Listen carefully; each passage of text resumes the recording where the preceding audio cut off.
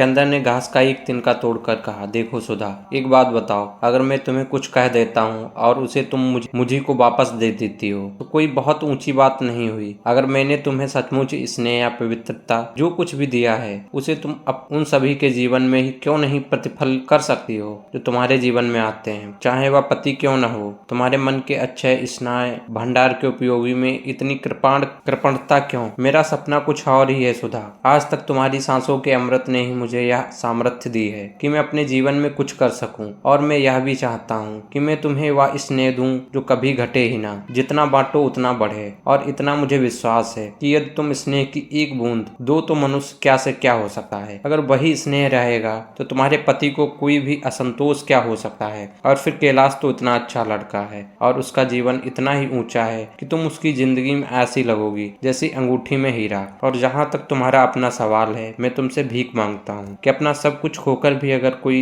संतोष रहेगा तो याद देख कर कि मेरी सुधा अपने जीवन में कितनी ऊंची है। मैं तुमसे इस विश्वास की भीख मांगता हूँ। छी, मुझसे बड़े हो चंदर, ऐसी बात नहीं कहते। लेकिन एक बात है, मैं जानती हूँ कि चंद्रमा हूँ सूर्य की किरणों से ही जिसमें चमक आती है। तुमने जैसे आज तक मुझे संवारा है, आगे भी तुम अपनी रोशनी से मेरी आत्मा में भरते गए हो तो मैं अपना भविष्य भी पहचान सकूंगी, समझे। अच्छा, पगली कहीं की। थोड़ी देर चुप बैठा रहा, फिर सुधा के पावों से सिर टिकाकर बोला, परेशान कर डाला 3 रोज से। सूरत तो देखो कैसी निकल आई है, और बैसाखी को कुल 4 रोज रह गए। अब मत दिमाग बिगाड़ना, वे लोग आते ही होंगे। बिनती, दवा ले आ। बिनती उठकर गई तो सुधा बोली, हटो, अब हम घास पर बैठेंगे। और घास पर बैठकर वह बोली, लेकिन एक बात है, आज से लेकर ब्याह तक तुम हर अवसर पर हमारे सामने रहना। जो कहोगे वह हम करते जाएंगे। हाँ, यह हम जानते हैं, चंदर ने कहा, और कुछ दूर हटकर घास पर लेट गया और आकाश की ओर देखने लगा। शाम हो गई थी और दिन भर की उड़ी हुई धूल अब बहुत कुछ बांट गई थी।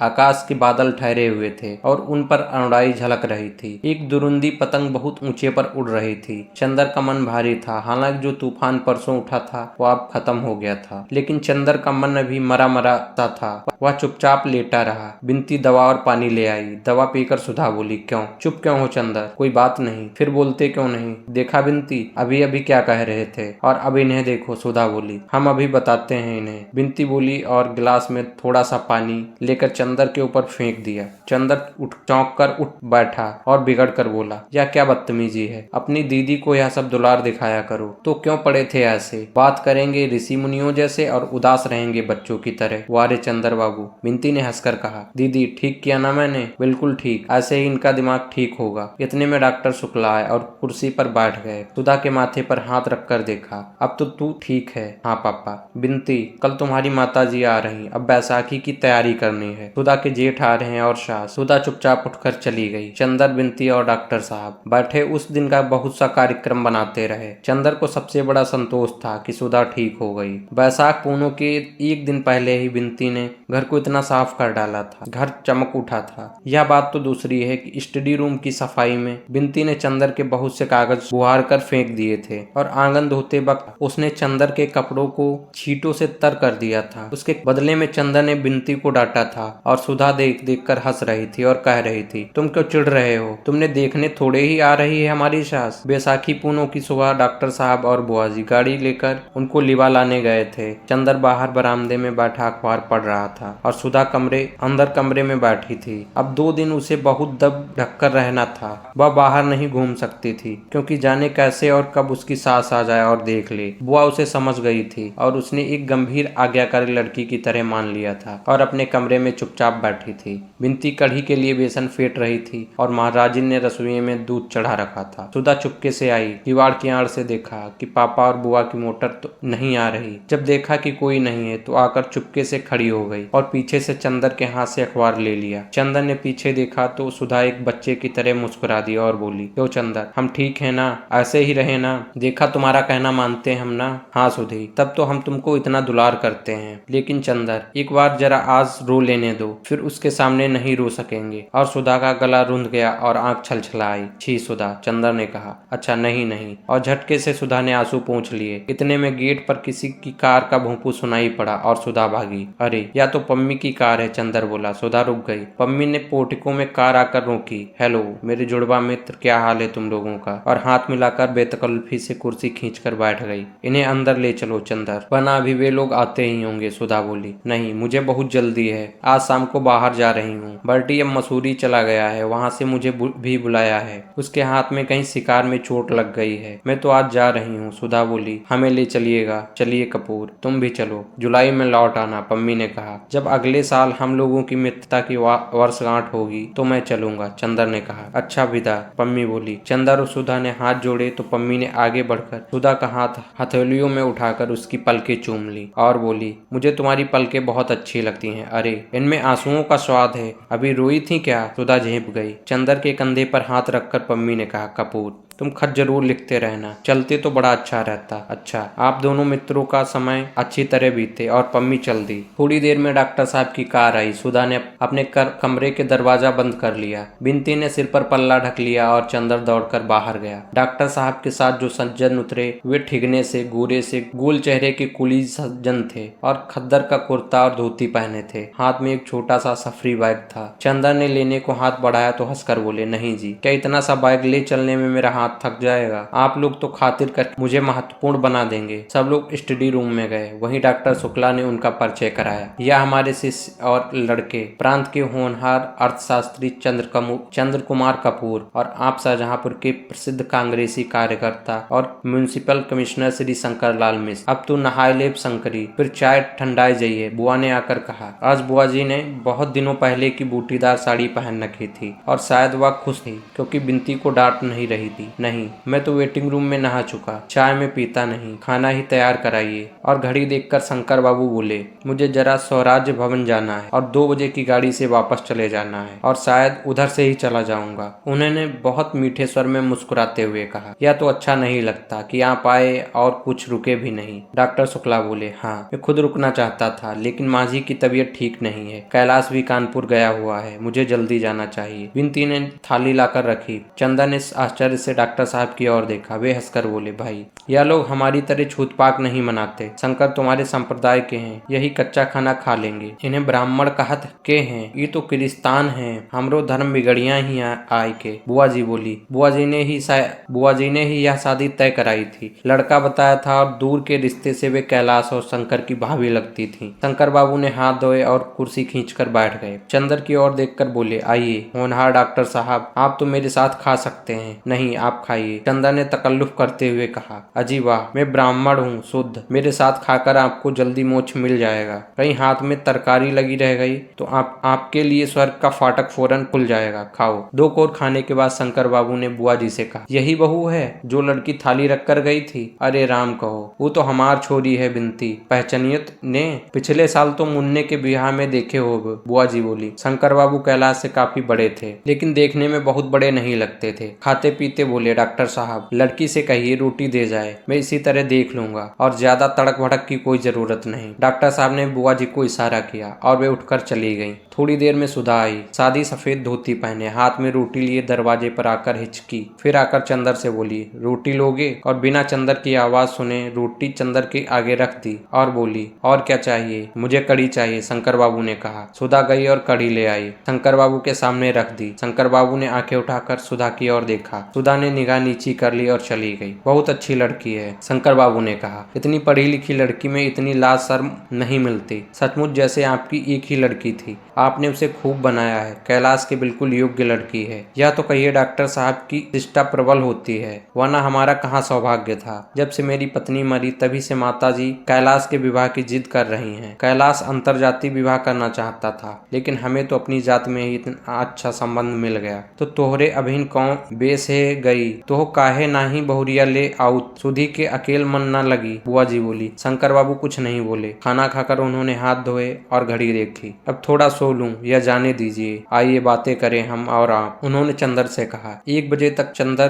शंकर बाबू से बातें करता रहा और डॉक्टर साहब और सुधा वगैरह खाना खाते रहे। शंकर बाबू बहुत हंसमुख थे और बहुत बातूनी भी। चंदर को तो कैलाश से भी ज्यादा शंकर बाबू पसंद आए। बातें करने से मालूम हुआ कि शंकर बाबू की आयु अभी 30 वर्ष से अधिक की नहीं है। एक 5 वर्ष का बच्चा और उसी के होने में उनकी पत्नी मर गई। अब वे विवाह नहीं करेंगे। वे गांधीवादी हैं, कांग्रेस के प्रमुख स्थानीय कार्यकर्ता हैं और म्युनिसिपल कमिश्नर हैं, घर के जमींदार हैं। कैलाश बरेली में पढ़ता था। तब भी कैलाश का कोई इरादा किसी प्रकार की नौकरी या व्यापार करने का नहीं है। वह मजदूरों के लिए साप्ताहिक पत्र निकालने का इरादा कर रहा है। वह सुधा को बजाय घर पर रखने अपने साथ रखेगा, क्योंकि वह सुधा को आगे पढ़ाना चाहता है। सुधा को राजनीतिक क्षेत्र में ले जाना चाहता है। बीच में एक बार बिनती आई और उसने चंदर को बुलाया। चंदर बाहर गया तो बिनती ने कहा, दीदी पूछ रही है कितनी देर में जाएंगे? क्यों, क्या कह रही है? अब चंदर को याद थोड़े है कि सुधा भी इस घर में रहती है, उन्हीं से बातें करते रहे हैं। चंदर हंस दिया और कुछ नहीं कहा। बिनती बोली, ये लोग तो बहुत अच्छे हैं। मैं तो कहूंगी सुधा दीदी को इससे अच्छा परिवार मिलना मुश्किल है। हमारे ससुर की तरह नहीं है ये लोग। हाँ, फिर भी सुधा इतनी सेवा नहीं कर रही थी। बिनती, तुम सुधा को कुछ शिक्षा दे दो इस मामले में। हाँ, हम सेवा करने की शिक्षा दे देंगे और ब्याह करने के बाद की शिक्षा अपनी पम्मी से दिलवा देना। खुद तो उनसे ले ही चुके होंगे आप। चंदर झेप गया। बाजी कहीं की बहुत बेशरम हो गई है। पहले मुंह से बोल नहीं निकलता था। तुमने और दीदी ने ही किया है बेशरम। हम क्या करें? पहले हम इतना डरते थे। बिनती ने उसी तरह गर्दन टेढ़ी करके कहा और मुस्कुराकर भाग गई। जब डॉक्टर साहब आए तो शंकर बाबू ने कहा, अब तो मैं जा रहा हूँ। यह माला मेरी ओर से बहू को दे दीजिए। और उन्होंने बड़ी सुंदर मोतियों की माला बैग से निकाली और बुआ जी के हाथ में दे दी। हाँ, एक बात है, शंकर बाबू बोले, ब्याह हम लोग महीने भर के अंदर ही कर लेंगे। आपकी सब बात हमने मानी, यह बात आपको हमारी माननी होगी। इतनी जल्दी? डॉक्टर शुक्ला चौंक उठे। यह असंभव है शंकर बाबू, मैं अकेला हूँ, आप जानते हैं। नहीं, आपको कोई कष्ट न होगा। शंकर बाबू बहुत मीठे स्वर में बोले, हम लोग रीति रस्म के तो कायल हैं नहीं। आप जितना चाहे रीति रस्म अपने मन से कर लें। हम लोग तो सिर्फ 6-7 आदमियों के साथ आएंगे। सुबह आएंगे, अपने बंगले में एक कमरा खाली करा दीजिएगा। शाम को अगवानी और विवाह कर दें। दूसरे दिन 10 बजे हम लोग चले जाएंगे। या नहीं होगा? डॉक्टर साहब बोले, हमारी तो लड़की अकेली है और हमारे भी तो कुछ हौसले हैं। और फिर लड़की की बुआ तो या कभी भी स्वीकार नहीं करेंगी। देखिए, मैं आपको समझा दूं, कैलाश शादियों में तड़क भड़क के सख्त खिलाफ है। पहले तो वह इसलिए जात में विवाह नहीं करना चाहता था, लेकिन जब मैंने उसको भरोसा दिलाया कि बहुत सादा विवाह होगा, तभी वह राजी हुआ। इसीलिए इसे आप मान ही लें। फिर विवाह के बाद तो जिंदगी पड़ी है। आपकी अकेली लड़की है, जितना चाहिए करिए। रहा कम समय का तो सुबह से शीघ्रम। फिर आपको कुछ खास इंतजाम भी नहीं करना। अगर कुछ हो तो कहिए, मैं यहीं रह जाऊं, आपका काम कर दूं। शंकर बाबू हंसकर बोले। कुछ देर तक बातें होती रहीं। अंत में शंकर बाबू ने अपने सौजन्य और मीठे स्वभाव से सभी को राजी कर ही लिया। उसके बाद उन्होंने सबसे विदा मांगी। चलते वक्त बुआ जी और डॉक्टर साहब के पैर छुए, चंदर से हाथ मिलाया और शंकर बाबू सबका मन जीत कर चले गए। बुआ जी ने हाथ में माला ली, उसे लपेट लपाट कर देखा और बोली, एक ऊ आए रहे जूता खोर। एक ठो कागज थमाए के चले गए और एक गहरी सांस लेके चली गईं। डॉक्टर साहब ने सुधा को बुलाया। उसके हाथ में वह माला रखकर उसे चिपटा लिया। सुधा पापा की गोद में मुंह छिपाकर रो पड़ी। उसके बाद सुधा चली गई और चंदर, डॉक्टर साहब और बुआ जी बैठे शादी के इंतजाम की बातें करते रहे। यह तय हुआ कि अभी तो इनकी इच्छा अनुसार विवाह कर दिया जाए, फिर यूनिवर्सिटी खुलने पर सभी को बुलाकर अच्छी दावत वगैरह दे दी जाए। यह भी तय हुआ कि बुआ जी गाँव जाकर अनाज, घी, बढ़िया और नौकर वगैरह का इंतजाम कर लाएं और 15 दिन के अंदर लौट आएं। अगवानी ठीक 6 बजे शाम को हो जाए और सुबह के नाश्ते में क्या दिया जाए, यह सभी डॉक्टर साहब ने तय कर डाला। लेकिन निश्चय यह किया कि चूंकि आदमी बहुत कम आ रहे हैं, अतः सुबह शाम के नाश्ते का काम यूनिवर्सिटी के किसी रेस्तरां को दे दिया जाए। इसी बीच में बिनती खरबूजा और शरबत लाकर रख दी और चंदन ने बहुत आराम से शरबत पीते हुए पूछा, किसने बनाया है? सुधा दीदी ने। आज बड़ी खुश मालूम पड़ती है, चीनी बहुत कम छोड़ी है, चंदर बोला। बुआ और बिनती दोनों हंस पड़ी। थोड़ी देर बाद चंदर उठकर भीतर गया। देखा कि सुधा अपने पलंग पर बैठी सामने एक किताब रखे जाने क्या देख रही है और सामने वह माला पड़ी है। चंदर गया और बोला, सुधा, आज मैं बहुत खुश हूँ। सुधा ने आंखें उठाई और चंदर की ओर देखकर मुस्कुराने की कोशिश की और बोली, मैं भी बहुत खुश हूँ। क्यों, तय हो गया इसलिए? बिनती ने पूछा। नहीं, चंदर बहुत खुश है इसलिए। और एक गहरी सांस लेकर किताब बंद कर दी। कौन सी किताब है सुधा? चंदर ने पूछा। कुछ नहीं, इस पर उर्दू के कुछ असरार लिखे हैं जो गेसू ने सुनाए थे, सुधा बोली। चंदर ने बिनती की ओर देखा और कहा, बिनती, कैलाश तो जैसा है वैसा ही है, लेकिन शंकर बाबू की तारीफ में कर नहीं सकता। क्या राय है तुम्हारी? हाँ है तो सही, दीदी इतनी सुखी रहेंगी कि बस। दीदी हमें भूल मत जाना, समझी? बिंती बोली। और हमें भी मत भूल जाना सुधा। चंदन ने सुधा की उदासी दूर करने के लिए छेड़ते हुए कहा। हाँ, तुम्हें भूले बिना कैसे काम चलेगा? सुधा ने और भी गहरी सांस लेते हुए कहा, और एक आंसू गालों पर फिसल ही गया। अरे पगली, तुम सब कुछ चंदर के लिए कर रही हो, उसकी आज्ञा मानकर रो रही हो, फिर यह आंसू कैसे? छी! और यह माला सामने रखे क्या कर रही है? चंदन ने बहलाया। माला तो दीदी इसलिए सामने रखी है कि बतलाऊं? बिंती बोली। असल में रामायण की कहानी तो सुनी होगी तुमने चंदर। रामचंद्र ने अपने एक भक्त को मोती की माला दी तो वह उसे दांत से तोड़कर देख रहा था कि उसके अंदर राम नाम है या नहीं। सो यह माला सामने रखकर देखी जा रही है, इसमें कहीं चंदर की झलक है या नहीं? चुप गिलहरी कहीं की! सुधा हंस पड़ी। बहुत बोलना आ गया है, सुधा ने हंसते हुए बनावटी गुस्से से कहा। फिर सुधा तकिए से टिककर बैठ गई। आज गेसु नहीं है, मुझे गेसु की बहुत याद आ रही है। क्यों? इसलिए कि आज उसके कई शेर याद आ रहे हैं। एक दफे उसने सुनाया था कि आज फिजा खामोश है क्यों, हर जर्रे को आखिर होश है क्यों, या तुम किसी के हो न सके या कोई तुम्हारा हो न सका। इसी की अंतिम पंक्ति है, मौजें भी हमारी हो न सकी, तूफा भी हमारा हो न सका। वाह, यह पंक्ति बहुत अच्छी है, चंदर ने कहा। आज गेसु होती तो बहुत सी बातें करते, सुधा बोली। देखो चंदर, जिंदगी भी क्या होती है, आदमी क्या सोचता है और क्या हो जाता है। आज से 3-4 महीने पहले क्या सोचा था? क्लासरूम से भागकर हम लोग पेड़ के नीचे लेटकर बातें करते थे तो मैं हमेशा कहती थी मैं शादी नहीं करूंगी, पापा को समझा लूंगी। उस दिन क्या मालूम था कि इतनी जल्दी जुए के नीचे गर्दन डाल देनी होगी और पापा को भी जीतकर दूसरे से हार जाना होगा। अभी उसकी तय भी नहीं हुई और महीने भर बाद मेरी। सुधा थोड़ी देर चुप रही और फिर, और दूसरी बात उसकी जो मैंने तुम्हें बताई थी। उसने कहा था जब किसी के कदम हट जाते हैं सिर के नीचे से तब मालूम होता है कि हम किसका सपना देख रहे थे। पहले हमें भी मालूम नहीं होता कि हमारे सिर किसके कदमों में झुक चुके हैं। याद है मैंने तुम्हें बताया था, तुमने मुझे पूछा था। याद है, चंदर ने कहा। बिंती उठकर चली गई, लेकिन सुधा या चंदर किसी ने ध्यान भी नहीं दिया। चंदर बोला, लेकिन सुधा, इन सब बातों को सोचने से क्या फायदा? आगे का रास्ता सामने है, बढ़ो। हाँ, सो तो है ही मेरे देवता। कभी कभी जाने कितनी पुरानी बातें मन में आ जाती हैं और मन करता है कि सोचती जाऊं। जाने क्यों मन को बड़ा संतोष मिलता है। और चंदर, जब मैं वहां रहूंगी तुमसे दूर तो इन्हीं स्मृतियों के अलावा और शेष क्या रहेगा? तुम्हें वह दिन याद है जब मैं गेसु के यहाँ नहीं जा पाई थी और उस स्थान पर हम लोगों में झगड़ा हुआ था? चंदर, वहाँ सब कुछ है, लेकिन मैं लड़ूंगी झगड़ूंगी किससे वहाँ? चंदर एक फीकी सी हंसी हंसकर बोला। अब क्या जन्म भर बच्ची ही बनी रहोगी? हाँ चंदर, चाहती तो यही थी, लेकिन जिंदगी तो जबरदस्ती सब सुख छीन लेती है और बदले में कुछ भी नहीं देती। आओ चलो लान पर चलें, शाम को तुमसे बात ही करेंगे। उसके बाद सुधा रात को 8 बजे उठी जब बुआ तैयार होकर स्टेशन जा रही थी और ड्राइवर मोटर निकाल रहा था।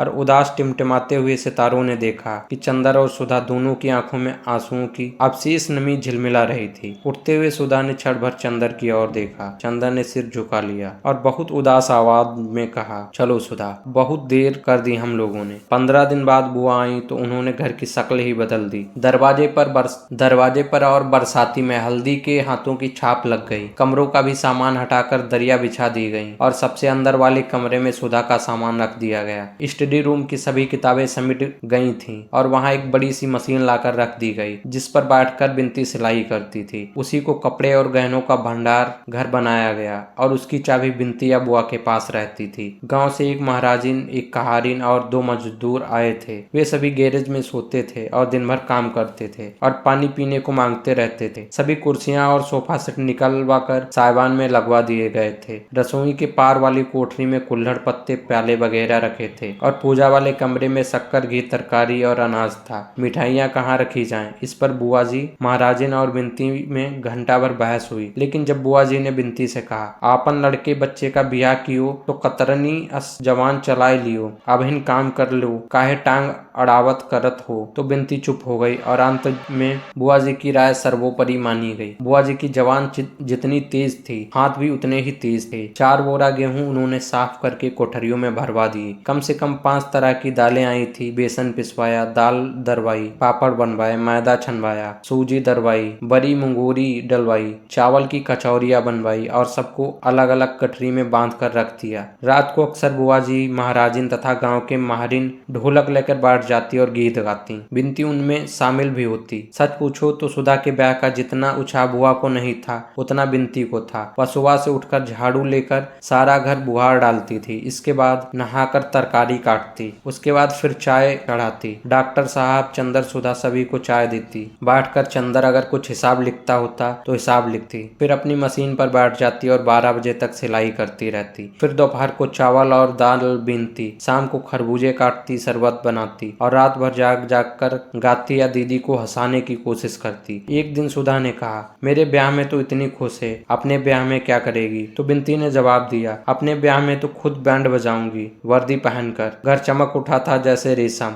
लेकिन रेशम के चमकदार रंगीन उल्लास भरे गोले के अंदर भी एक प्राणी होता है। उदास, स्तब्ध, अपनी सांस रोककर अपनी मौत की क्षण क्षण प्रतीक्षा करने वाला रेशम का कीड़ा। घर के इस सारे उल्लास और चहल पहल से घिरा हुआ सिर्फ एक प्राणी था, जिसकी सांस धीरे धीरे डूब रही थी, जिसकी आंखों की चमक धीरे धीरे कुम्हला रही थी, जिसकी चंचलता ने उसकी नजरों से विदा मांग ली थी। वह थी सुधा। सुधा बदल गई थी। गोरा चंपाई चेहरा पीला पड़ गया था।